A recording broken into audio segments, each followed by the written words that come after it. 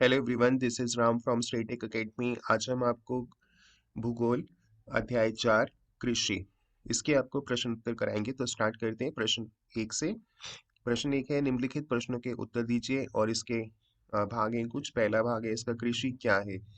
कृषि का उत्तर आपको देना है। अगर आपसे पूछा जाता है एग्जाम में कि कृषि क्या है, तो आप लिखेंगे फसलों, फलों, सब्जियों, फूलों को उगाना और पशुपालन संबंधित सभी क्रियाएं कृषि कहलाती हैं। तो इसका काफी सरल उत्तर है, कृषि जो है एक प्राथमिक क्रिया है।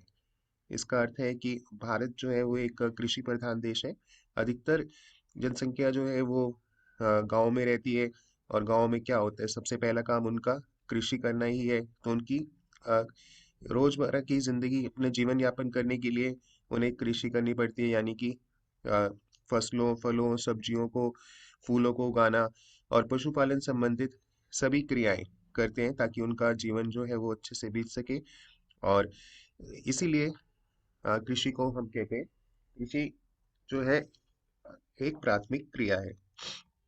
नेक्स्ट है, उन कारकों का नाम बताइए जो कृषि को प्रभावित कर रहे हैं। और वो कारक हैं स्थलाकृति, मृदा, जलवायु और सिंचाई।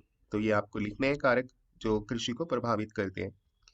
नेक्स्ट है, स्थानांतरित कृषि क्या है, इस कृषि की क्या हानि है। स्थानांतरित कृषि के बारे में आप लिखेंगे कि इस कृषि में वृक्षों को काटकर, यानी पेड़ों को काटकर और जलाकर भूखंड को साफ कर दिया जाता है। यानी भूमि को साफ कर दिया जाता है, जहाँ पेड़ लगे उन्हें हट काट दिया जाता है, फिर उन्हें जलाकर पूरी भूमि को साफ कर दिया जाता है। तब राख को मृदा में मिलाया जाता है। जो उनकी राख होती है उसे मृदा में यानी मिट्टी में मिला दिया जाता है और उसके बाद फसलों को उगाया जाता है। और भूमि की उर्वरकता की समाप्ति के बाद वह भूमि छोड़ दी जाती है। जब भूमि जो उपजाऊ योग्य नहीं रहती है, तो उस भूमि पर जो कृषक है वो अब काम नहीं करता, वो दूसरे भूमि पर कृषि करने के लिए चला जाता है और कृषक नए भूखंड पर चला जाता है। तो ये इसका उत्तर है।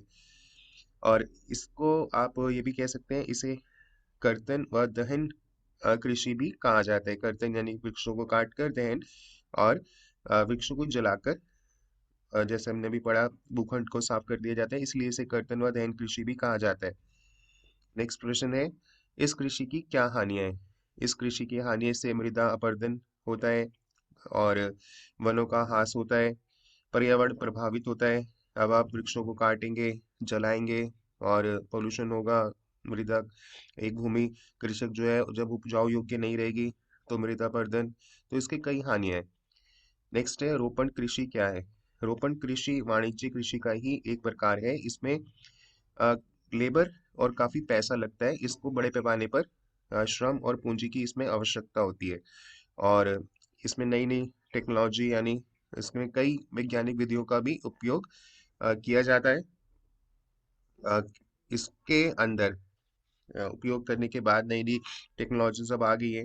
तो इसमें मुख्यतः चाय, कावा, काजू, रबड़, केला आदि को एकल फसल उगाई जाती है। तो इसे रोपण कृषि कहते हैं। नेक्स्ट है, सरकार द्वारा किसानों को कृषि विकास में मदद। सरकार द्वारा अब किसानों की काफी मदद की जा रही है। सरकार द्वारा किसानों के बिखरे खेतों को चेकबंदी द्वारा एक स्थान पर एकत्रित किया जाता है, चारों तरफ से बांध दिया जाता है। सरकार किसानों को उर्वरकों, कृषि उपकरणों तथा कीटनाशकों के लिए आर्थिक सहायता भी प्रदान करती है। जब किसान को बीज या नए नए उपकरण चाहिए, कीटनाशक चाहिए, पेस्टिसाइड्स चाहिए, तो उनके लिए उन्हें वो लोन भी देती है, उनकी आर्थिक सहायता भी करती है। और किसानों को उच्च उपज देने वाले बीज व उर्वरक आदि भी सरकार उपलब्ध कराती है। उपलब्ध कराकर उत्पादन बढ़ाने में सहायता कर दिया है। सरकार कृषि उत्पादनों के भंडारण तथा वितरण की भी सुविधा प्रदान करती है, जैसे कि पीडीएस है। नेक्स्ट है, अब आपको सही उत्तर को चिन्हित करना है। जैसे इसमें है, उद्यान कृषि का अर्थ है गेहूं उगाना, उगाना या आदिम कृषि या फल व सब्जियों को उगाना। तो स्टूडेंट, उद्यान कृषि का अर्थ होता है, ग में जाएंगे हम, फल व सब्जियों को उगाना। नेक्स्ट है, सुनहरा रेशा से क्या अभिप्राय है। चाय है, कपास है या पटसन है। तो इसका उत्तर है ग, पटसन। सुनहरा रेशा से अभिप्राय होता है पटसन। नेक्स्ट है, कॉफी का प्रमुख उत्पादक है ब्राजील, भारत या रूस? कॉफी का जो प्रमुख उत्पादक, सबसे ज्यादा उत्पादक करता है, वो है ब्राजील। ब्राजील प्रतिवर्ष 3,19,051 टन उत्पादन की मात्रा के साथ दुनिया का सबसे बड़ा कॉफी का उत्पादक है। वियतनाम भी मैं आपको बताता हूँ, जिसमें 14,60,800 टन वार्षिक उत्पादन के साथ दूसरे स्थान पर आता है। तो पहले स्थान पर ब्राजील है और दूसरे स्थान पर वियतनाम है। नेक्स्ट प्रश्न है, कारण बताइए। भारत में कृषि एक प्राथमिक क्रिया है। जैसे अभी कृषि की हमने परिभाषा ही पढ़ी कि कृषि में पढ़ा कि कृषि एक प्राथमिक क्रिया है।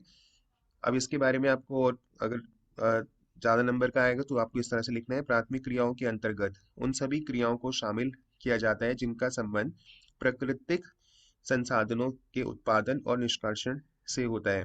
भारत की कृषि में फलों, फसलों, सब्जियों, फूलों को उगाना और पशुधन पालन भी है, शामिल है। यह सभी क्रियाएं प्राथमिक क्रियाएं हैं, प्राथमिक क्रियाओं के अंतर्गत आती हैं।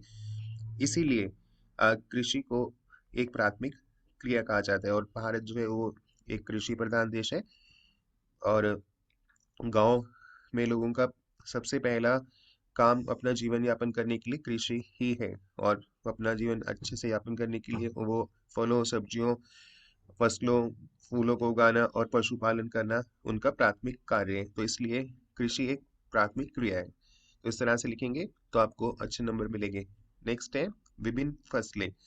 इसमें आपको लिखना है विभिन्न फसलें विभिन्न प्रदेशों में इसलिए उगाई जाती हैं, अलग अलग जगह अलग अलग फसलें उगाई जाती हैं, क्योंकि विभिन्न प्रदेशों की स्थलाकृति, उनका जो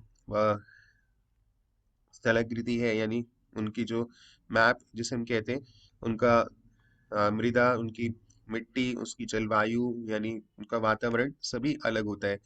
तो विभिन्न स्थलाकृति, मृदा और जलवायु में विभिन्न फसलें पैदा होती हैं। तो इस तरह से आपको ये प्रश्न का उत्तर देना है। और ऐसे और भी प्रश्न करना चाहते हैं तो वीडियो को लाइक करें, चैनल को भी सब्सक्राइब करें, कमेंट करें। अगर कोई प्रश्न नहीं समझ आया उसका उत्तर, तो हम आपको दोबारा से समझाएंगे, और अपने फ्रेंड्स को भी जरूर शेयर करें। Bye and have a good day.